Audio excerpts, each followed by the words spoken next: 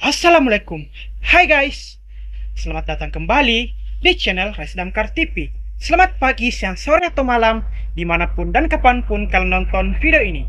Bagaimana kabar kalian semua? Saya doakan semoga kalian semua baik-baik saja ya. Pada kesempatan hari ini saya kembali ingin menayangkan video menjahit terbaru lagi kepada kalian semua, yaitu